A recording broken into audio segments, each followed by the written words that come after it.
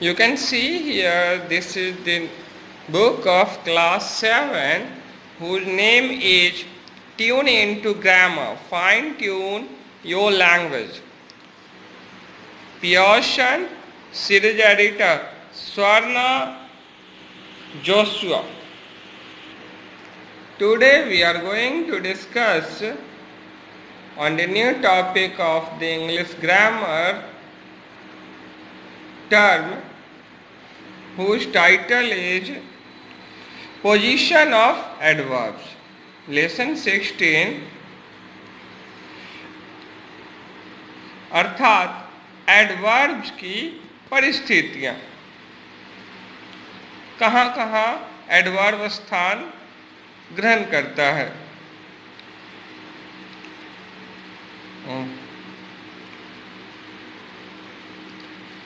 You can see here there is a small exercise.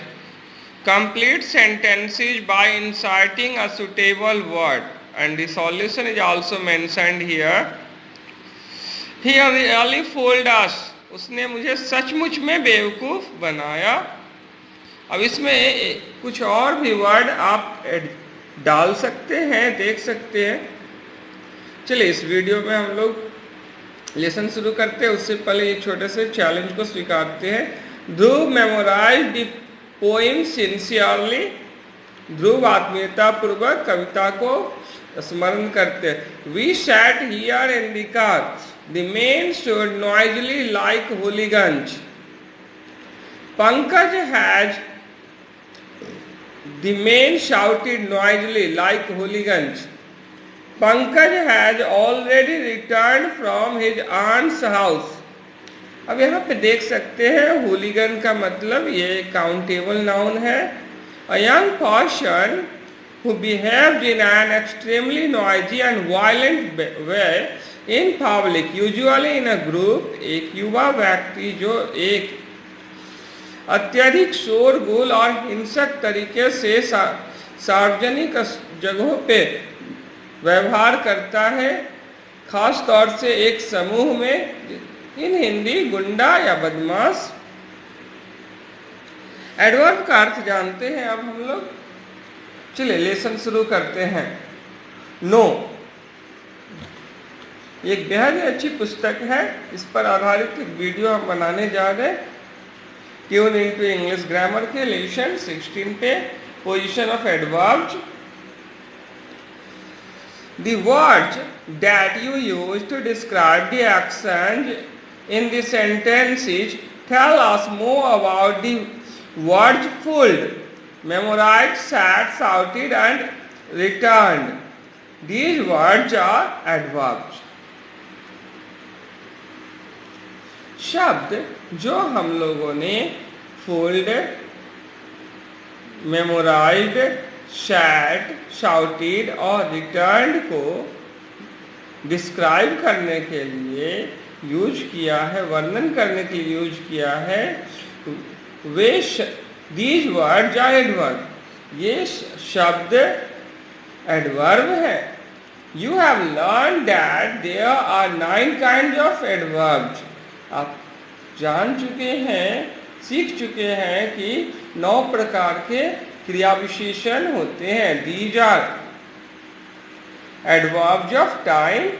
They indicate definite points and relationships in time and answer the question when. For example, adverb of time यानी कालवाचक क्रिया विशेषण, they indicate definite points and relationships in time and answer the question when. For example, अर्थात ये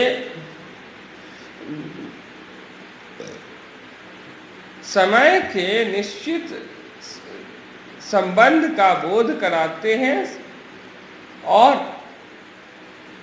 कब प्रश्न का उत्तर देते हैं। उदाहरणार्थ, इट इज कोल्ड टुडे, आज ठंड है। कब ठंड है? आज। आई शैल मीट यू आफ्टरवर्ड्स, मैं आपसे इसके बाद मिलूंगा। कब मिलूंगा? इसके बाद।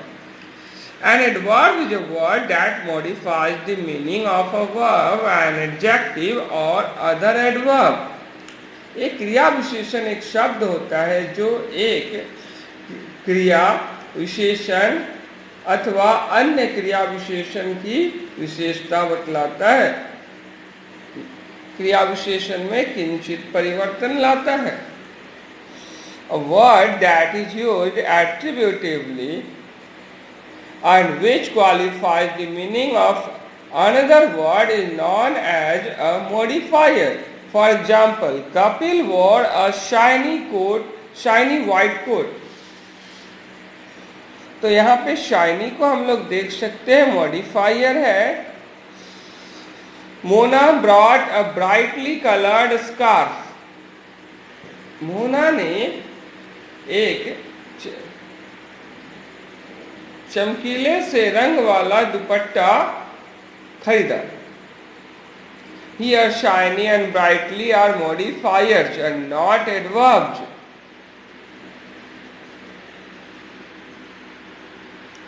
अब हम लोग थोड़ा सा आगे चलते हैं, एडवर्ब्स ऑफ प्लेस की बात करते हैं।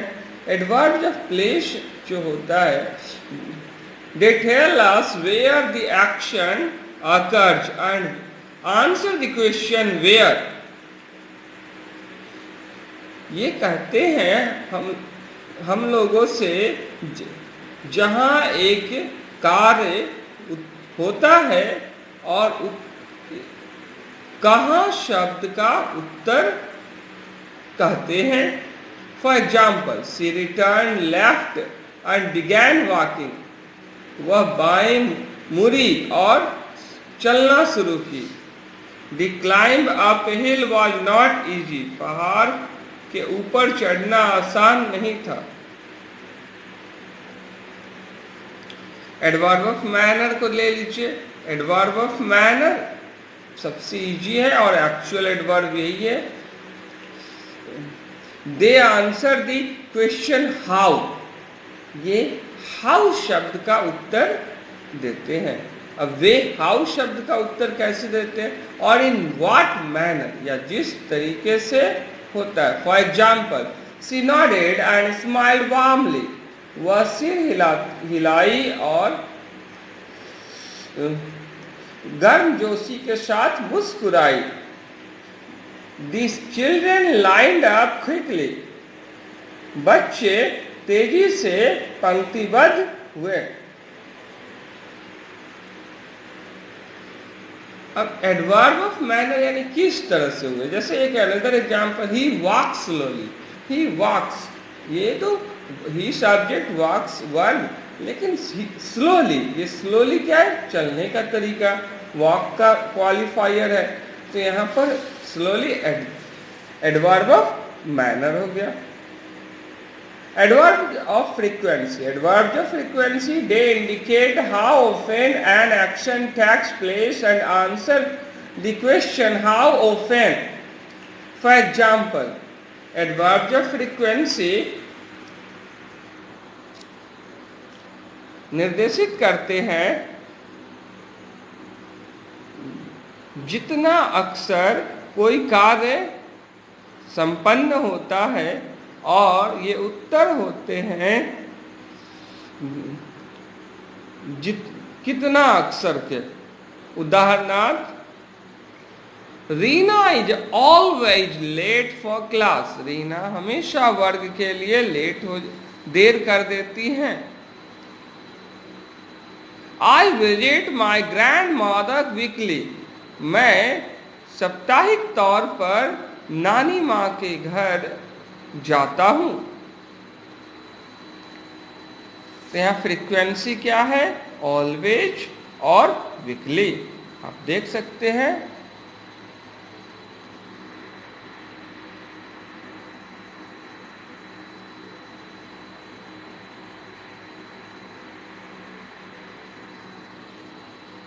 अब आगे चलते हैं, एडवर्ब्स ऑफ डिग्री और quantity. These tell us the degree or extent of an action and answer the question how much or in what degree or to what extent. For example, I had almost forgotten about the deadlines. I quite disagree with you.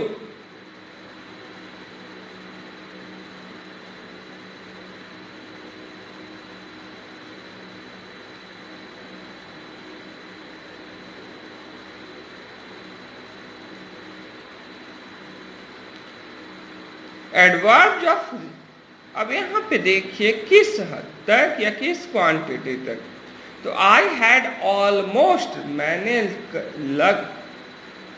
करीब करीब अंतिम तिथि को भुला ही दिया था।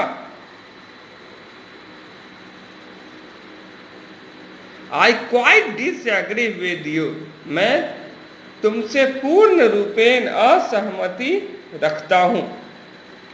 Adverbs of reason, they state the reason for the action and ask the question why. For example, therefore he left the job. Hence we need to speak before the meeting. अतः हम लोगों को सभा शुरू होने से पहले बोलने की जरूरत है। तो यहां पर वजह बताई जा रही है। Therefore he left the job, इसीलिए उसने कार्य छोड़ा। ये why का आंसर है। Interrogative adverbs, these are used to ask questions, इनका प्रयोग सवाल पूछने के लिए किया जाता है। These are used to ask questions. For example, उदाहरणार्थ, where is your house? आपका घर कहाँ है? Interrogative adverbs of place. Interrogative adverb of place. Why are you so sad? Interrogative adverb of reason. Interrogative adverb सवाल पूछने के काम में आते हैं। ये WH से बनते हैं। जैसे वेयर इज योर हाउस, आपका घर कहाँ है, तो ये इंटेरोगेटिव एडवर्ब ऑफ प्लेस को निरूपित करता है where. Why are you so sad, interrogative adverb of reason बतलाता है। How many hour did you study, interrogative adverb of time को बतला रहा है। रिलेटिव एडवर्ब की चर्चा करते हैं हम लोग, तो रिलेटिव एडवर्ब को समझ सकते हैं। They join two clauses or sentences together and refer to the antecedent, region, spot and time. For example, that is the spot where she fell. वह वही स्थान है जहां वह गिरी थी। तो यहां पर स्पॉट के लिए वेयर आया है, तो ये वेयर जो है रिलेटिव एडवर्ब है, रिलेशन शो कर रहा है स्पॉट के साथ। The reason why he quit is not known, वजह जिस कारण से वह छोड़ा मालूम नहीं है। तो यहां पर वाई जो है ये दी रीजन के बदले में आया है, तो यहां पर दी रीजन का ही अर्थ दे रहा है। तो ये हो गया relative adverb, where relative adverb. और याद रखिएगा कि ये रिलेटिव एडवर्ब जो है अपने पहले आने वाले एंटीसीडेंट के आधार पे ही निर्धारित होते हैं कि ये सिंगुलर है या प्लूरल है। कई जगहों पे प्रोनाउन के रूप में हो तो, और यहाँ पे ये ऐड करने के कार्य को करते हैं। थोड़ा सा देख लेते हैं, यहाँ पे शेष है।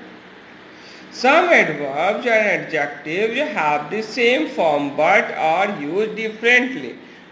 कुछ एडवर्ब्स और एडजेक्टिव के रूप समान होते हैं, लेकिन इनको अलग अलग तौर से उपयोग किया जाता है। उदाहरणार्थ, ही ड्राइव्स अ फास्ट कार, तो यहाँ पर फास्ट एक कार के पहले आया है, तो एक विशेषण के तौर पे यूज हुआ है। कैसा कार? तो फास्ट कार। तो ये एडजेक्टिव है। ही ड्राइव फास्ट, ही ड्राइव, वह चलाता है या गाड़ी हाँकता है, वह हाँकता है। अब कैसे हाँकता है? फास्ट। तो ही ड्राइव फास्ट, यहाँ फास्ट हो गया एडवर्ब, चूंकि ड्राइव की विशेषता है, क्रिया की विशेषता। Anita gave a quick reply to their question. अब यहाँ पे देखिए, क्विक जो है वो एडजेक्टिव है। अनीता बी क्विक, अब बी की विशेषता है क्विक, तो क्रिया की, तो यहाँ ये एडवर्ब हो गया। थोड़ा सा हम लोग आगे चलते हैं इसी में। Read these sentences, you will certainly fall sick, of you don't eat and sleep on time. आप निश्चित तौर पर बीमार पड़ जाएंगे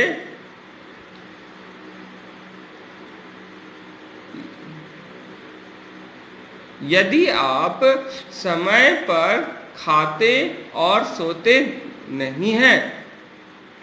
तो यहां निश्चित तौर पर इसको समझने की कोशिश कीजिएगा। Surely someone gave you the wrong information, अवश्य ही या निश्चित तौर पर किसी ने आपको गलत सूचना दी।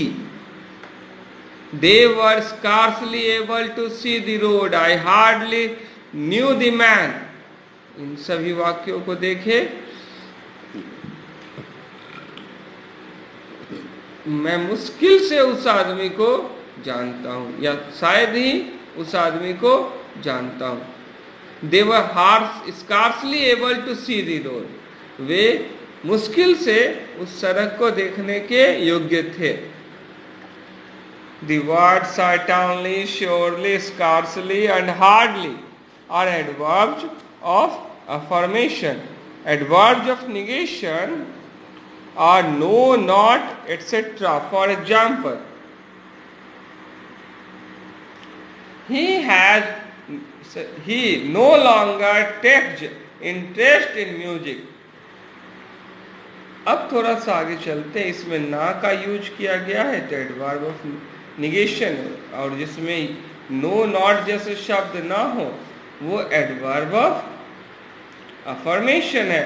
Adverbs of affirmation and adverbs of and negation are used to assert or negate a statement।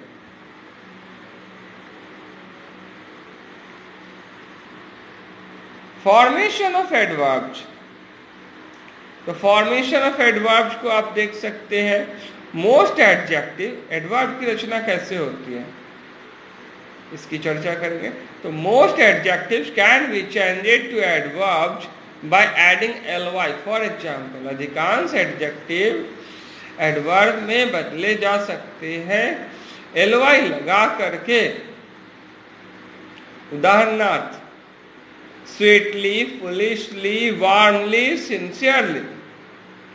When adjectives end with y preceded by a consonant, y is changed to I and ly is added। जब एक adjective का अंत y के साथ हो और y के ठीक पहले एक कॉन्सोनेंट आए तो y को I में बदल देंगे और उसके बाद ly लगाकर एडवर्ब बनाएंगे। हैप्पी, तो y को I में बदले और उसमें ly लगाएं और एडवर्ब बनाएं। Happily, luck, luckily, lazy, Leslie, steadily, steadily।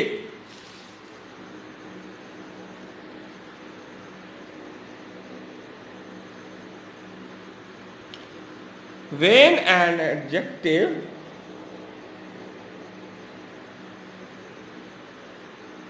ends in le, the le changes to ly। For example, possibly, possible, possibly, horrible, horribly, double, doubly। terrible, terribly. Many adverbs are used with preposition. For example, अधिकांश adverb preposition के साथ उपयोग किए जाते हैं. तो अनेक adverb preposition के साथ उपयोग किए जाते हैं. उदाहरणार्थ में देखिए, where on, here after, there of, there by. Some adverbs are compounds of prepositions and adverbs. For example, within, without. कुछ एडवर्ब जो है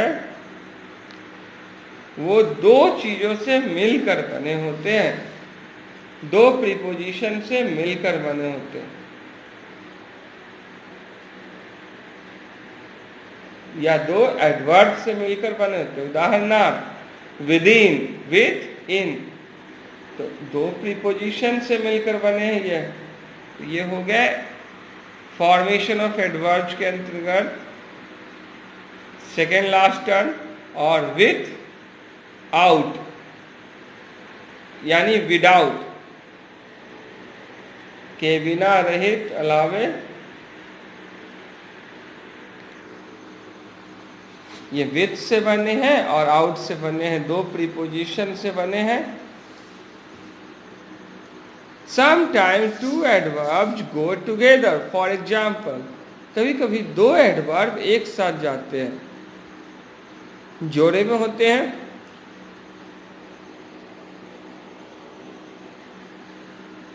Far and near, by and by, again and again. चलिए, वीडियो यहाँ पे खत्म हो जाती है. अब इसके एक्सरसाइजेज को देख लीजिए. With solution your teacher has mentioned while teaching, and of course representing before you all to get the solution properly and easily and in the different manner too, because this key or these questions are solved by your teacher only. अब यहाँ देखिए, यहाँ पे कुछ word हैं जिसमें problem हो सकती है, उसका डिटेल्ड एक्सप्लेनेशन यहाँ पे दिया गया है. एक्सरसाइज को समझिए, उससे पहले इसको देख सकते हैं आप. इसे फेयर कॉपी में जरूर लिखेंगे यदि ये बुक आपके क्लास में चलती है तो. You will get the 100% satisfaction. You have the certain reason to assess the truth. If somebody does hard work, that is possible. If somebody does extremely hard work, that is also possible. Let you see all kinds of solutions are available here exclusively for you after completing the exercise. अगर exercise आप लोग बना लिए हैं तो सही प्रकार के सॉल्यूशन यहाँ उपलब्ध है.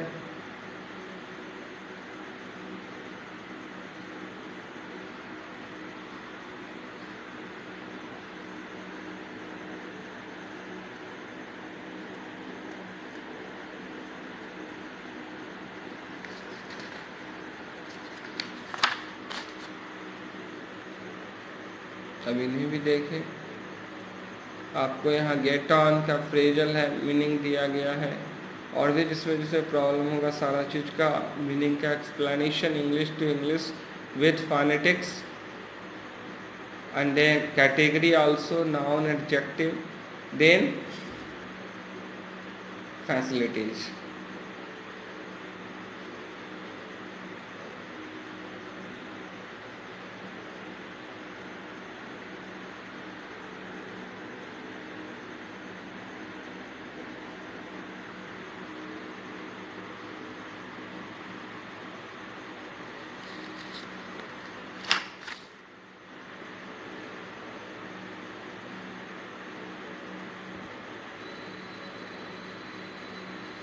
Here in set number C, set of question number C, you can see, and after writing with the help of the given concept, आप स्वयं भी ट्राई कीजिए सॉल्व करने की, अगर लिख ले तो उसके बाद सर के द्वारा दिए गए आंसर को देखेंगे, पहले कॉपी में लिख कर खुद से बनाने की कोशिश करेंगे. I think this video will be supported and encouraged by all of you like the previous one.